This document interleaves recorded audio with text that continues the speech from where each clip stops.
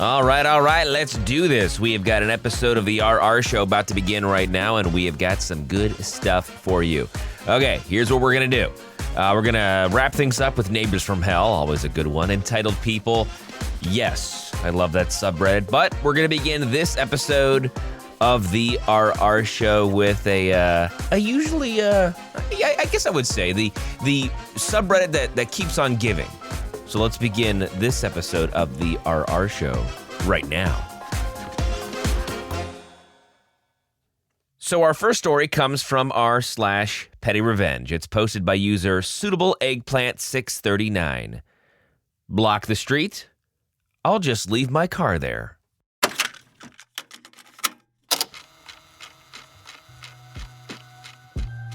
I went to visit my parents last week and saw their neighbor's old car parked there, which reminded me of the one and only interaction I had with him about 21 years ago. Neighbor still has, I just saw it last week, a very old car in somewhat decent shape. I'm sure it holds sentimental value for him, but it's not a fancy or rare model, just old, maybe late 70s or early 80s. At the time, my wife and I had just married, and we were saving money by living in an apartment that belongs to my parents right next to their house.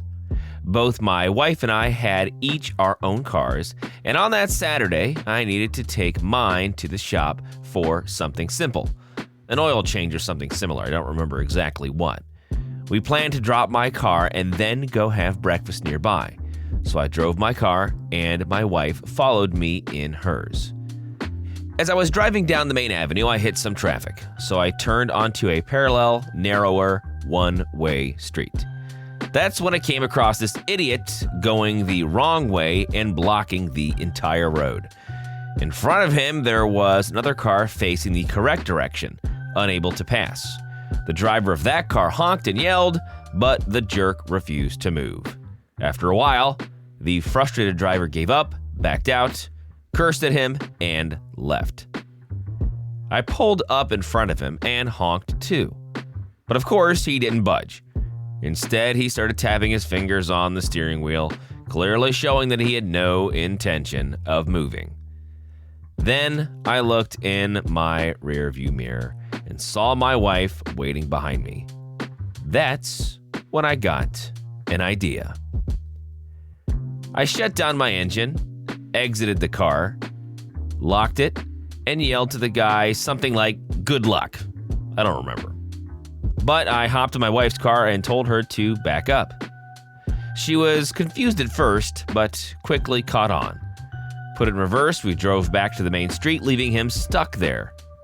The look on his face was priceless.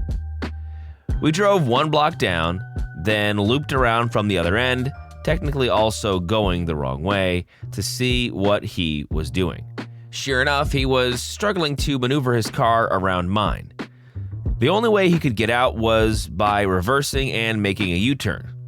As he was doing this, he spotted us parked nearby, watching and laughing. His jaw dropped. I threw in a snarky remark, got back into my car, and drove off. This time in the correct direction. A few weeks later, I was driving in the area and I saw him with the flashers on and the hood up. I drove a pretty common car and slowed down as I got near to him. He approached me, and when I was very close, he finally recognized me. I gave him the finger and sped away. Last week, I saw he still has the same piece of junk parked outside his house. I can only hope it's stranded him many more times over the years. Our next story comes from r/entitled people, and it's posted by user defoxtrot86. My entitled sister tried to make me take her to go see a friend on Christmas Day, when the roads were covered in snow. So she drove herself while drunk because I refused and crashed.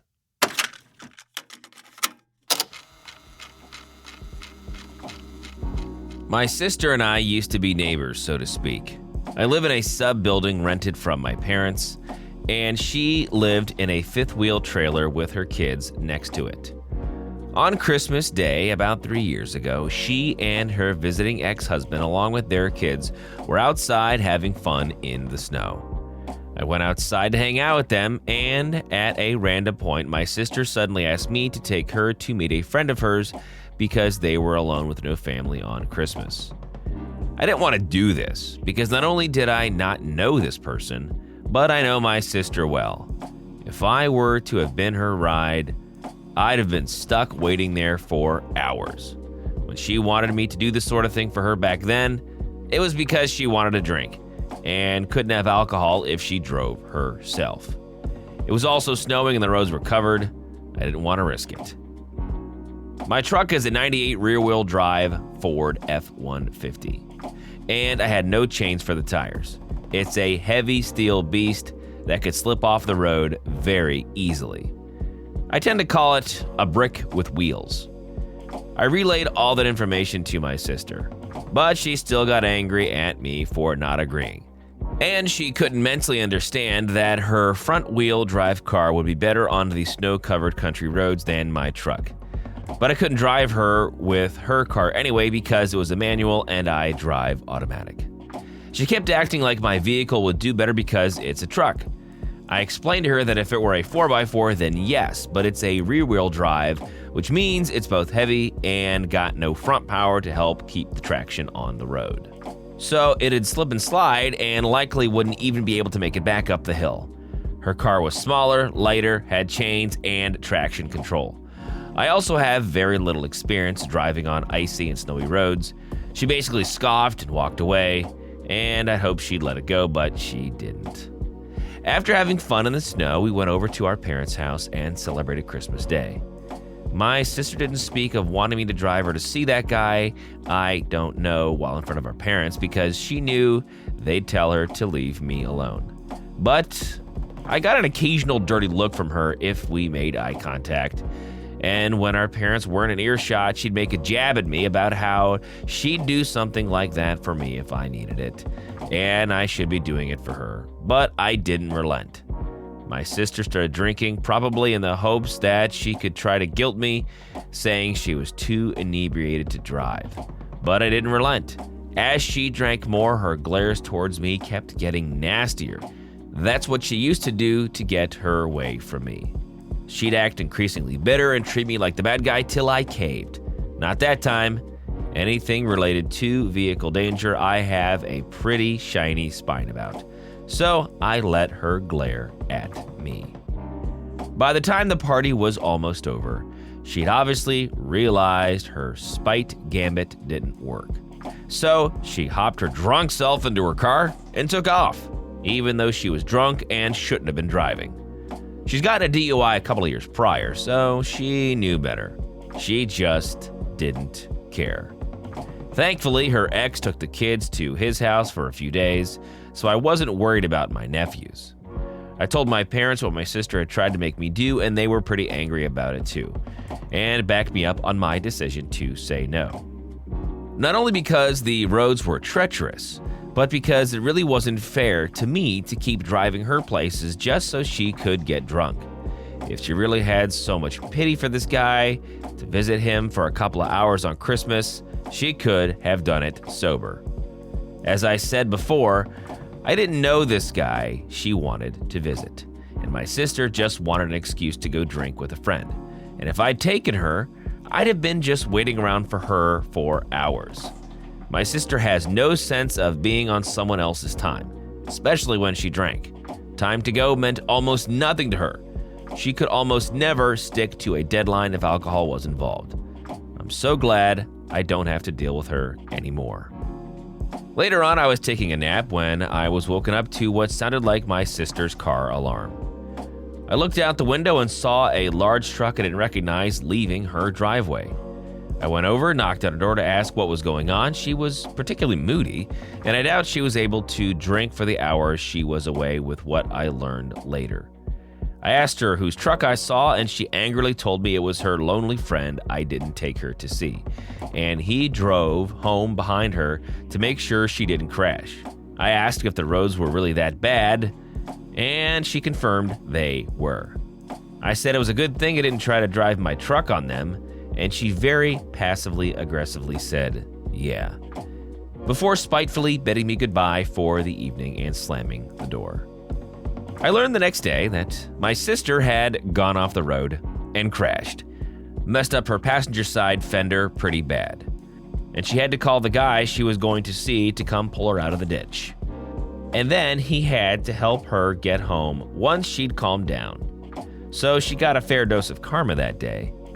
I felt most sorry for her car though. She absolutely destroyed the car in the few years she owned it. That fender was just one of the many things to get broken because of her reckless driving. Thankfully, my sister doesn't live here anymore. We evicted her toxic self in late 2023, and she's extremely bitter we won't help her anymore. Our third and final story is coming from r/neighbors from hell, posted by user JetPlane88. Neighbor parks car in my driveway against my wishes, citing permission from my mother who is crippled with dementia.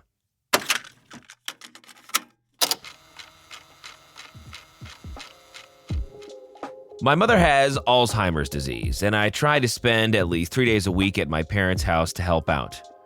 Recently, I came over after a 2-week work trip away and saw a strange car in the driveway on the side I usually park. I went inside and asked my dad who was visiting. He said no one was visiting. The neighbors had just started parking there. That didn't make a lot of sense to me, so I kept prodding as to why they'd spontaneously taken upon themselves to park in our driveway. My dad finally broke down and said, yeah, well, apparently your mother told them it was okay. She was just a little confused. I asked if he told the neighbors there had been a misunderstanding. He said he had, but they didn't seem to, quote, get it. I gave the neighbors the benefit of the doubt at first. My dad is a great guy, but sometimes he can be a little too nice. I figured he hadn't been quite clear enough with the neighbors out of concern for being impolite, so I went over there. I even bought some Ferrero Rocher chocolates to try and smooth it out. I knocked and nobody answered, even though it was obvious they were home. I kept at it, getting a little frustrated at that point. Finally, a woman came to the door, opened it barely a centimeter before shouting, "We're not interested," and closing it again. I stood there, explained who I was, nothing. Eventually, I went home. I lingered by the window for the next few hours, hoping to catch someone when they came out of the house. It wasn't until a couple of days later I was able to intercept the man completely by chance. We were both coming out of our house at the same time, and at first he wanted to avoid me, but he realized his car was in my driveway, so he had no choice. I still tried to be friendly. I introduced myself, told him my mother wasn't well, and that anything she told him could not be taken at face value. I said we'd need both parking spots. This guy kind of nodded yes at me, but I got the feeling it wasn't the end when he left. Sure enough, there weren't any problems for the next few days, but eventually I did have to go back to work.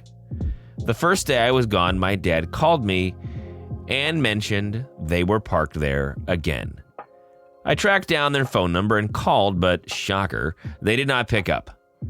I came back a day earlier than I'd planned, and sure enough, there was the car.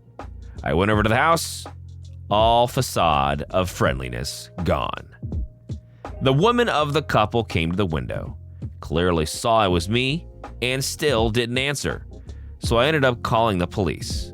I just told them my neighbor had erroneously parked in my driveway and were ignoring my requests to move. An officer came down and took my side of the story, then knocked on the neighbor's door. The woman had the nerve to continue ignoring them. The cop did not have the time to be playing those games. He pounded on the door and basically ordered the residents out of the house. The husband came out of the house, huffing and puffing, acting like it was the most major inconvenience he's ever experienced. The police officer said, Your neighbors need you to move your vehicle from their driveway. The guy starts to claim he can leave his car there because he has a verbal contract with my mother, who has dementia. I'd already told the officer that, obviously. The neighbor was really feeling himself, playing the lawyer, but the cop stopped him and basically said, "That was then, this is now. They want you to move it. Move it or it's gonna be towed." The neighbor said he had to talk to a lawyer and do this and do that. The police officer reiterated that he had two choices: move it or get it towed. The neighbor blurted out, "But we have a new car, and if we move this back here, there won't be enough space." At that point, the cop was done playing games and was on the phone with the tow people when they finally went to move the car. The cop told the neighbors if they tried bringing their car back over, they'd be trespassing and the police would just send someone to tow it away. They're brooding and whining, trying to tell others in the neighborhood we were in the wrong and misled them, but luckily, no one is falling for it.